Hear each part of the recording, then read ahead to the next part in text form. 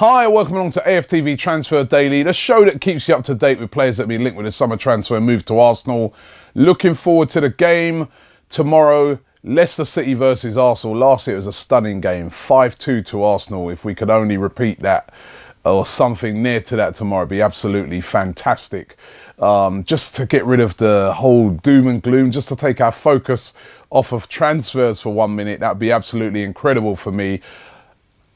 The Mustafi deal, what's happening? I mean, this is just typical Arsenal, isn't it? It's just going on and on and on and on. And conflicting reports today. We just don't know when it's going to be concluded. We want it concluded. Either way, I mean, today the stories that are coming out about Mustafi are twofold. First of all, Mustafi's dad has confirmed that he thinks that it will be all done soon. It will all be revealed soon. He came out and he said that there's 2 or more clubs in negotiations to sign Mustafi, which is very interesting. So it seems that it's not just Arsenal alone that are looking at Mustafi. We've heard rumours that Chelsea are interested in Mustafi. There's also been Everton, who Mustafi, you may not know this, Mustafi was a player at Everton, never actually played for Everton, but was at Everton in their ranks and was coming through the ranks before they sold him on. So where is Mustafi going to end up? Arsenal are the real hot favourites. They're the ones that have been in from the start. If he did end up somewhere else, it would be very embarrassing for Arsenal. But another reason why it might be taking so long is if you look into some other reports, the Daily Star reporting that they feel that the deal is going to get done very shortly.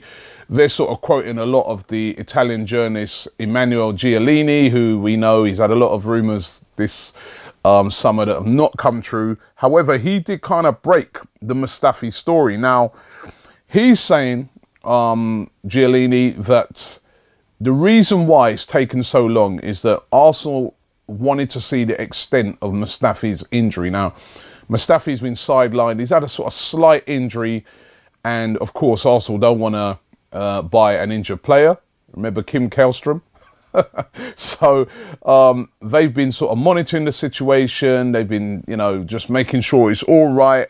I think it's a mixture of that and bartering over the money. Giallini claims that a medical will be done on Monday and that a fee of about 30 million euros, that's 25.9 million pounds, is what the fee is going to be to get the deal over the line.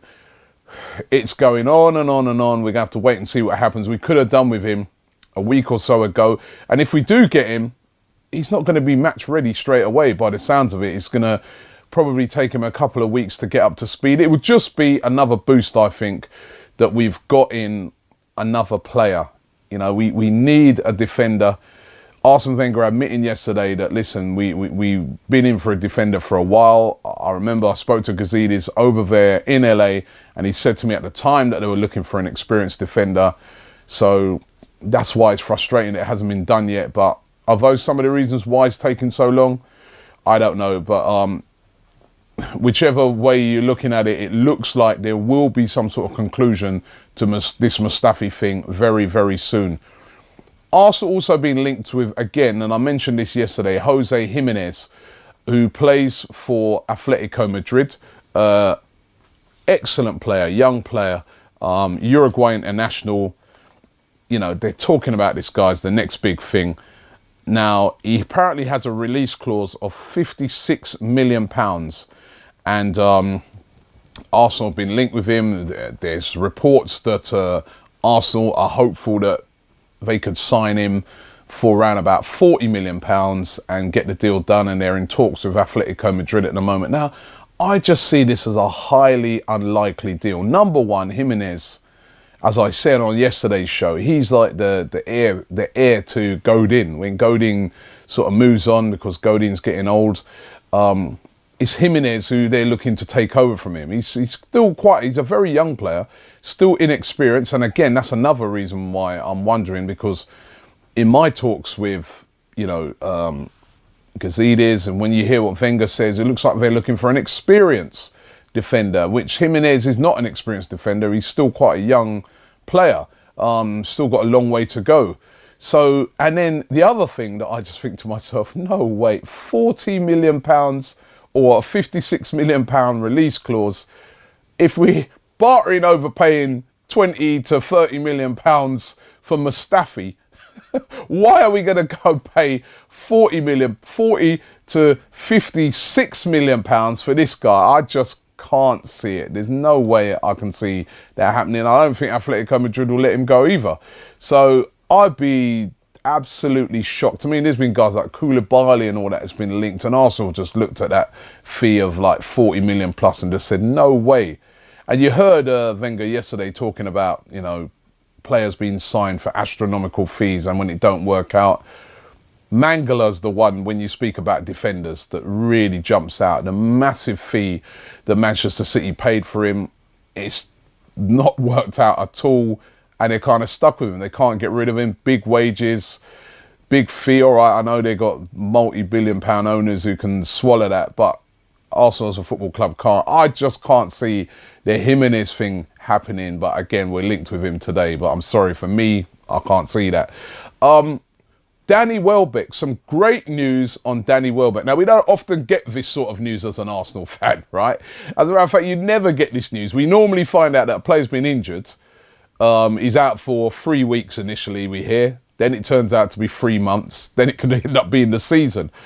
The Danny Welbeck thing's really, really encouraging. We're getting news that he had a scan on his injury, and the scan has revealed that he's months ahead of schedule.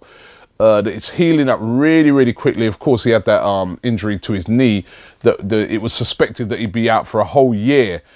What they're saying now is that he could be back by Christmas, which would be absolutely fantastic for, number one, for Danny Welbeck. Also, it would be great for Arsenal because he was doing really, really well for Arsenal when he'd come back into the fold at the end of last season.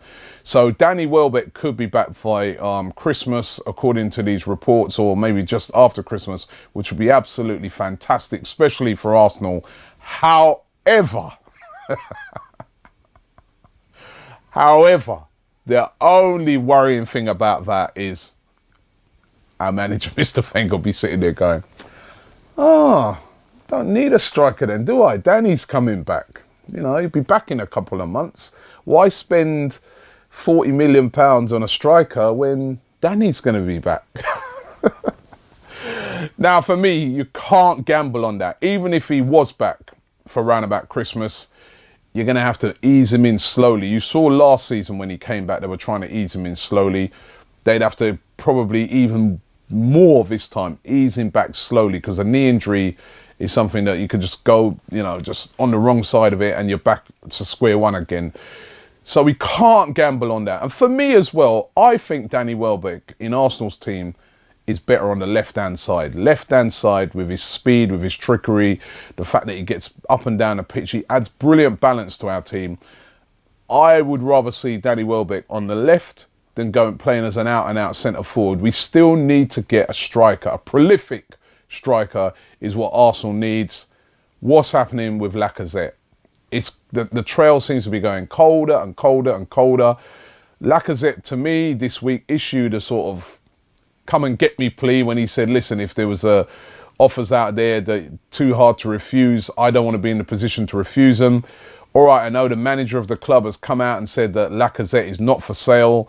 Lacazette is staying. That's the manager saying it. Lacazette himself, in that interview, clearly said that, you know, if the right offer's out there, I'm willing to go. Do Arsenal think that Lacazette is a guy that's worth spending over the odds on? Wenger yesterday said that, you know, I'll only spend over the odds on a player that I think of real quality, that is worth doing, but I'm not going to do that on an average player. If Lacazette is not an average player in Arsene Wenger's eyes, remember we've already bid nearly £30 million for him. If he's not an average player, then let's go in and get it done. 2 weeks at the end of the transfer window, we need a striker. We've needed a striker for a couple of years. And if we don't get a striker done, it's going to be really, really disappointing. But at the moment, I see no other target apart from Lacazette. I see nobody else really that we seem to be looking at apart from Lacazette. There is Julian Draxler. It's emerged again, the rumours about Julian Draxler. Tuta Mercato Web, an Italian outlet. They're saying that there's a bit of a merry-go-round here. Simone Zaza of Juventus. Remember, every time I remember Simone Zaza, and that's probably going to live with him forever, is that penalty that he took in the Euros, that run-up. And, you know, I feel sorry for him. That's just going to follow him everywhere he goes. But Simone Zaza, apparently he's on his way to Wolfsburg, right? And what this Italian outlet are saying is that is then going to mean that Julian Draxler will be free to leave, that they will let him leave for a price of around about £40 million. And they're saying, forget about Mahrez, Arsenal, Julian Draxler would be a better buy. Again, you know, Wolfsburg come out pretty strongly beforehand and said that, you know, he's not going anywhere. They actually fined him for coming out in Bild and saying that he wanted to leave. We know that Draxler wants to go. He wants to leave the football club. He's come out and openly said that. Wolfsburg do not want to sell him, but then do they hold on to a player under duress and don't get the best out of him?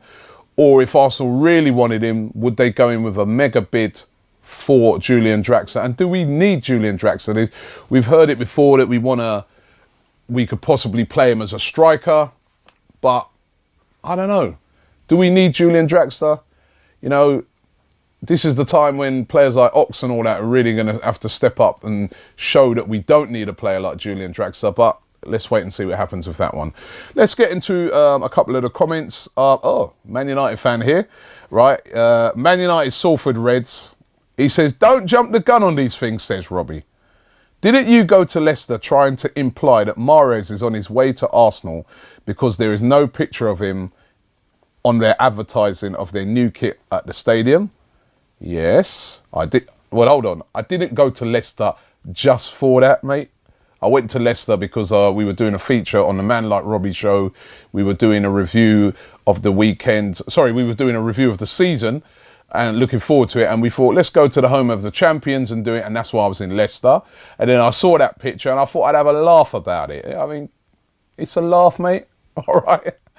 Although, listen, it was strange. It was strange at the time that Mahrez is, even there was another Leicester fan that I spoke to up there off camera, and he was saying that they were all worried about it because they thought that to themselves. And that Leicester fan was saying to me that he thought to himself that Mahrez definitely wanted out of the club. And there's a lot of speculation that's been going around that Mahrez wanted to move to Arsenal more than Arsenal actually wanted to buy him. And he was sort of waiting on them. It became apparent that Arsenal weren't going to move for him, and then that's why he signed a new contract. Nobody knows. Nobody knows, apart from agents, apart from Mahrez himself. But the reality of it is that Mahrez has signed a new deal for Leicester. Good luck to him, right? Window Licala name. He said, how can he snub Arsenal when Arsenal didn't place a bid in the first place? If they did, then Leicester would have confirmed it, right? That is true. There is no talk of an actual bid that was put in by Arsenal, but that doesn't mean that there wasn't interest in a player. It doesn't always have to be a bid, right? There can be interest, there can be inquiries made. So, you know, there's been lots of inquiries made about different players over the summer where Arsenal will get on the phone to an agent or get on the phone to a football club, because remember, you're allowed to do that at this time of year, and you ring them up and you say, yeah, what's the situation with Riyad Mahrez? Is he up for a move? Blah, blah. That is how it is. Then the clubs go away and they decide if they're going to make a move for a player or not, and then that's when the bid comes. But there was definitely interest, I feel, for Riyad Mahrez. Who pulled out, who didn't want to do it, who knows. One thing's for sure, we're playing them tomorrow, and Mahrez will have a chance to show us how good he is, or hopefully both him and Vardy will end up regretting it. Especially Vardy will think to himself, oh, why didn't I go to Arsenal? At least I'm hoping it's going to be that and not the other way round. Thanks for watching the show today. Don't forget to check out some of our excellent videos that we do. That's really funny stuff with Heavy D who's come out of the Big Brother house, so make sure you check out those videos. Also, get over onto the Man Like Robbie channel. We've got a preview of the weekend's game, so make sure you check that out as well. Thanks for watching the show today, and we'll be back round about the same time tomorrow.